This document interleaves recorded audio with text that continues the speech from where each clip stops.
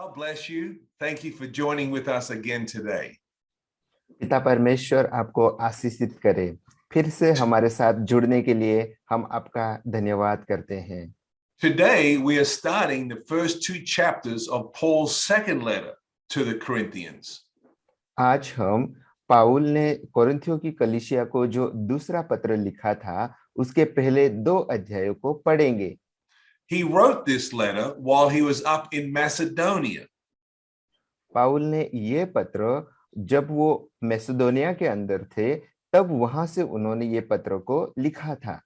He is revisiting the churches in Philippi and Thessalonica that he established during his second missionary journey.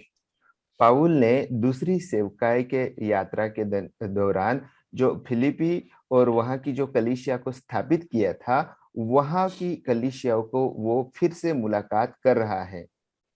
And now Timothy, who was gone ahead of him, he is now joined up with Timothy again in Macedonia. और तिमोथी जो पाउल के पहले से ही मैसेडोनिया के अंदर गया हुआ था वो मैसेडोनिया के अंदर पाउल तिमोथी से फिर से मिलता है। Let's read chapter 1 and verse 1. हम पहले अध्याय की पहली आयत को हम पढ़ेंगे। पौलुस की ओर से जो परमेश्वर की इच्छा से मसीह यीशु का प्रेरित है और भाई तिमोथियुस की ओर से परमेश्वर की उस कलीसिया के नाम जो कोरिन्थुस में है और सारे अखाया के सब पवित्र लोगों के नाम।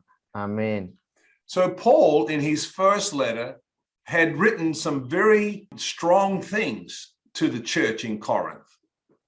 कोरिन्थ की कलीसिया को पाउल ने जब पहला पत्र लिखा था तो वो पहले पत्र के अंदर पाउल ने बहुत सारी अलग-अलग बातों को वहां पे लिखा था।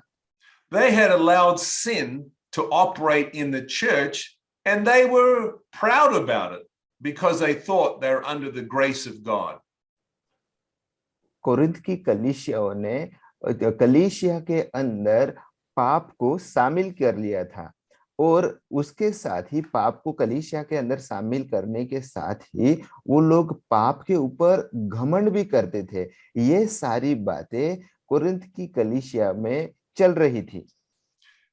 In the first letter, Paul told the Corinthians to pray and to hand this man over to Satan so that his soul could be saved.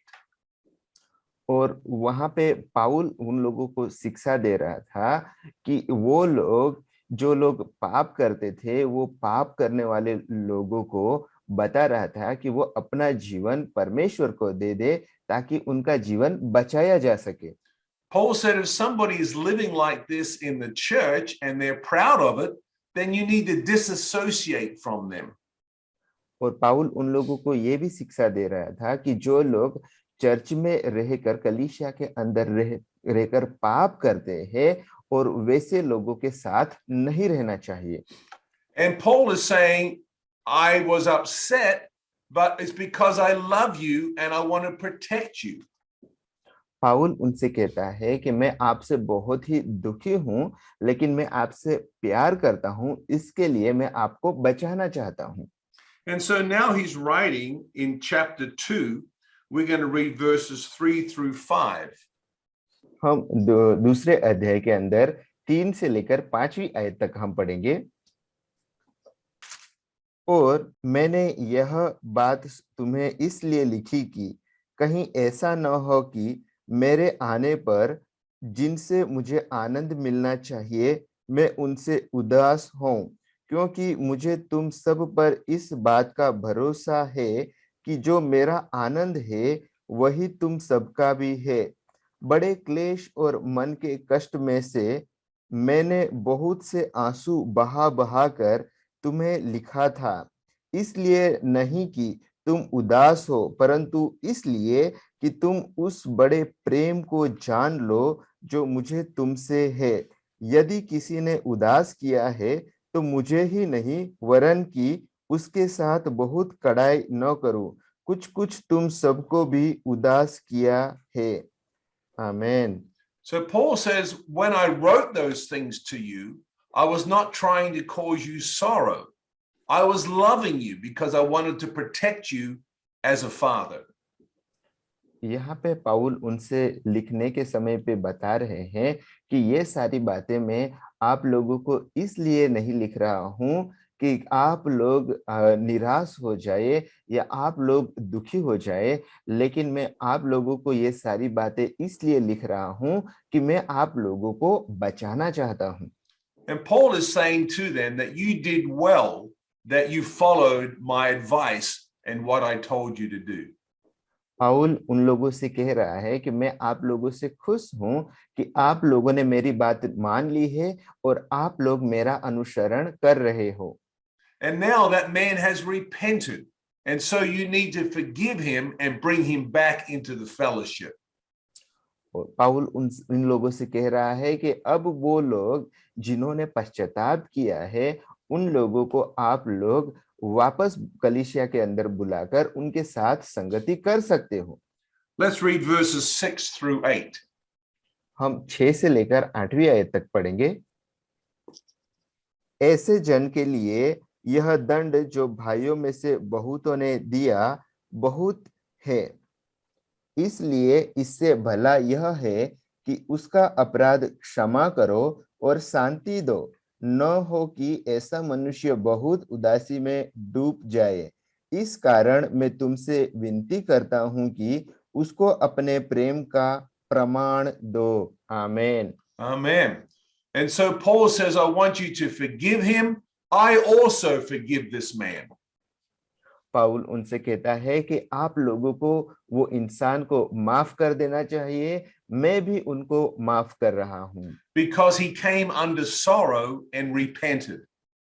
क्योंकि वो व्यक्ति अपने आप को दुखित किया और साथ में ही पश्चाताप भी किया। And those of you who he offended by doing this, you need to forgive him. और वैसा करने के द्वारा उन्होंने जिसने आप लोगों को खेदित किया था, आप लोगों को चोट पहुंचाई थी, आप लोगों को भी उनको माफ कर देना चाहिए। Because if you don't forgive him, then the devil will take advantage of you. पाउल उनसे कहता है कि अगर आप लोगों ने उनको माफ नहीं किया तो शैतान इस बात का फायदा उठाएगा। Let's read verses 10 and 11. हम 10वीं और 11वीं आयत को पढ़ेंगे कि शैतान का हम पर दाव न चले, क्योंकि हम उसकी युक्तियों से अनजान नहीं। जब मैं मसीह का सुसमाचार सुनाने को त्रोआस आया और प्रभु ने मेरे लिए एक द्वार खोल दिया। आमीन। Amen. And so we will always forgive people so that we can release ourselves from any bondage. हम लोग हर किसी को, सब लोगों को माफ कर देंगे और तब जाकर हम अपने बंधनों में से छूट पाएंगे। Because if you keep unforgiveness on the inside of you, it'll cause you to be bound up by the devil. अगर आप लोगों ने किसी को माफ नहीं किया है तो आप लोग वो शैतान के द्वारा एक बंधन में बने रहोगे। And so it's important that you release unforgiveness and you release resentment. इसलिए ये बहुत ही जरूरी है कि आपको अपने जीवन में से वो माफी को दे देना चाहिए और वो शांति और छुटकारे को पा लेना चाहिए। Because the devil will know if you do not have forgiveness released, and he will come and he will use that to torment you. क्योंकि शैतान जानता है कि अगर आपने किसी को माफ नहीं किया है तो वो माफी न देने के वजह से वो रास्ते से शैतान आएगा और वो आप लोगों को परेशान करेगा। We're going to go over to the book of Hebrews, Hebrews chapter 12. हम इब्रानियों की पत्री में जाएंगे, उसके 12वें अध्याय में देखेंगे And we're going to read verse 15. और उसकी 15वीं आयत हम पढ़ेंगे।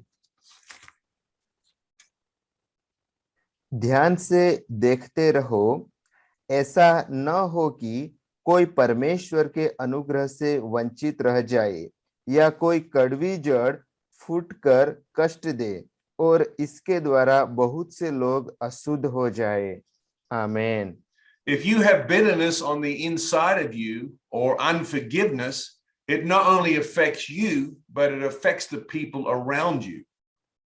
अगर ऐसी कोई बात जो किसी को माफी न देने वाली आपके अंदर हो, तो ये बातें सिर्फ आपको ही असर करेगी ऐसा नहीं है, आपके साथ, आपके इर्द गिर्द, आपके साथ जो जुड़े हुए लोग हैं, उनको भी ये बातें परेशान करेगी। So Paul was encouraging the Corinthian believers to release forgiveness so the devil could not take advantage of them.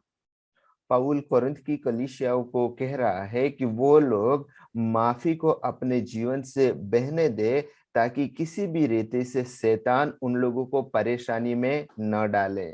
Amen. Well, God bless you and you have a blessed day.